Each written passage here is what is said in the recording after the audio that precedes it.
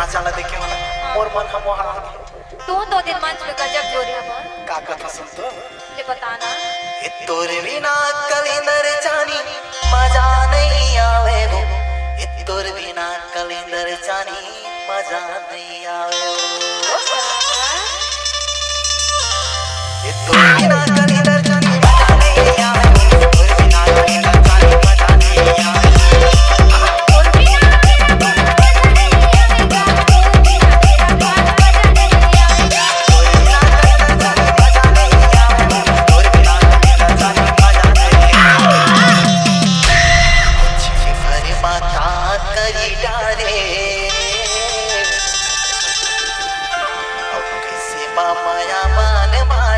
DJ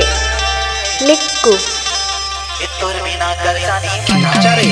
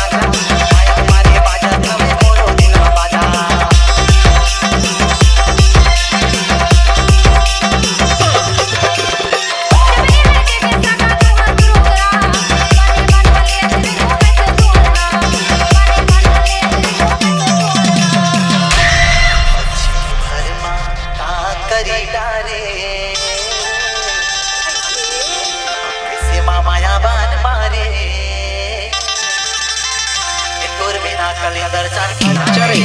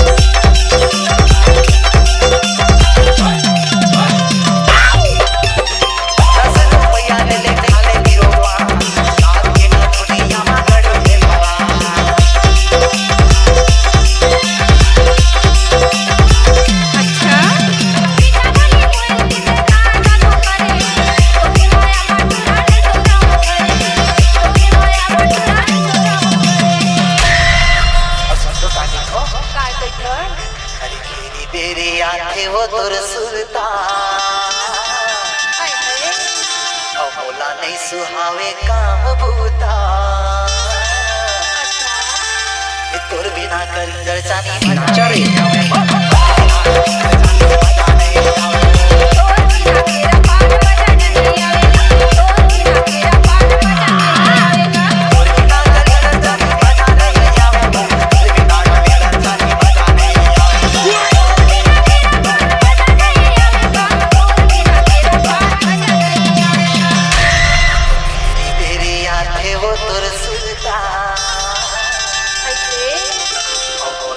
सुहावे काम बूता तुर बिना कलिंदर जानी मजा नहीं आवे